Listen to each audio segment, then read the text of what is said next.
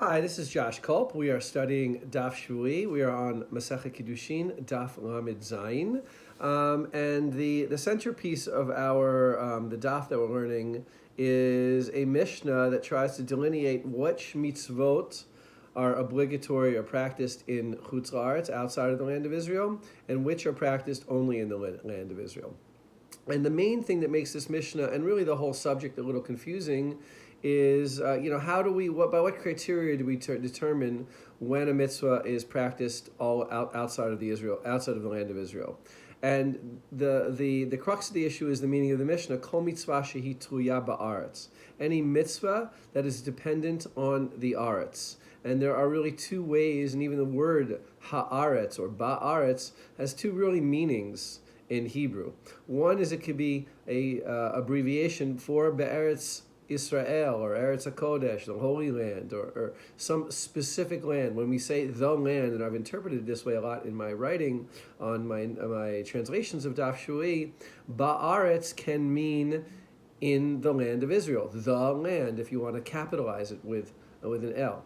And then to determine which mitzvot are dependent upon the entry into the land, we see throughout this sugya a bunch of cases where we talk about the word, either the word bi'ah, v'hayaki aviacha, or v'haviacha, when God brings you into the land of Israel, then you shall do such and such a thing, or moshav, right, that you've settled the land of Israel. And there's really an issue there, and you'll see that you maybe feel that the main issue over here is, did these mitzvot, did they become incumbent on Israel as soon as they entered the land, or were they to wait until they had fully settled the land?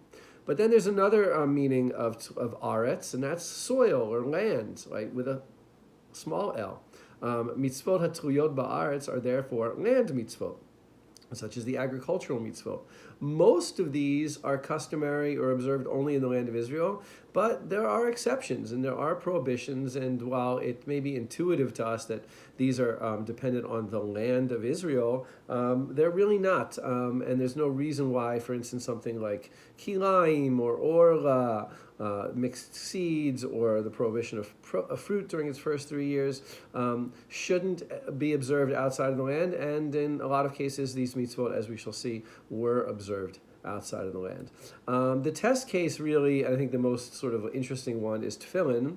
Tefillin, chapter 13 of Exodus, does talk about tefillin. When God brings you into the land of Israel, you shall redeem the firstborn of a donkey, and you shall also put on tefillin.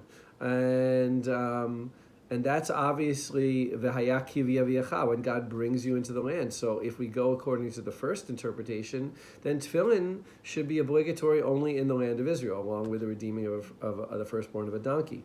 And in the end, the sugya rejects that. And it's interesting, Rashi, I wanted to bring to your attention Rashi, who talks about how do we know that tefillin is obligatory outside of the land of Israel. The Gemara just assumes, right, that it's nohagin, bein ba'aretz, bein b'chutz la'aretz, that we practice, that we observe the mitzvah of tefillin outside of the land of Israel. And it never really brings any proof. So Rashi just says, well, we know that it's obligatory outside of the land of Israel because we see rabbis, Amoraic rabbis in the Talmudic period, who put on tefillin.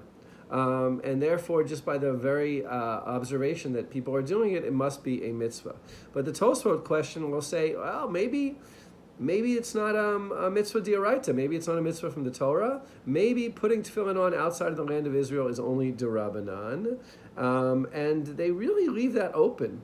They really leave open the idea that tefillin is only a d'Rabbanan mitzvah. I don't think that they really think in their halachic world that tefillin is a d'Rabbanan mitzvah, but they really leave it open. They say the Mishnah may consider things that are also d'Rabbanan. The list in the Mishnah is not just d'oraita, it's also d'Rabbanan, rabbinic commandments. There are other Rishonim, namely the Ramban, who say that you can prove it from the paragraphs about the tefillin itself. For instance, in the paragraph of the Shema, the second paragraph of the Shema, it says that if you don't observe the mitzvot, God will kick you out of the land. And then it talks about tefillin. From there, we could read the idea that tefillin is a custom that we do as a mitzvah that is performed outside of the land of Israel. But it's interesting to me, both Rashi and Tosfot are, I think, more interesting. Rashi is saying, how do we know that something's a mitzvah? We see people doing it. We don't need a verse for it. Even if I can't find you some kind of logic, if I see people doing it, it must be a mitzvah. A rabbi's doing it, not, uneducated people. And then Tosfot seem very willing to take a basic mitzvah and say it's d'Rabbanan. I don't think that they have any fear that people wouldn't do it because it's d'Rabbanan. They say that maybe it's d'Rabbanan. So that's interesting. There is a lot of lack of clarity, really, on which mitzvot are to be observed in the land, which mitzvot are to be observed even outside of the land.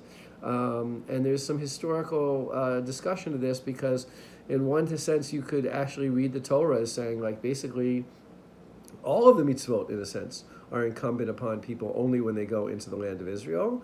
And of course, that's not the way that Judaism developed. Judaism developed to be a much more portable religion, not so dependent on the land. But there are still, let's say, remnants of that, still the notion that Israel, the land of Israel, is a place where more mitzvot can be observed, has been maintained as a normative position throughout all of Jewish history.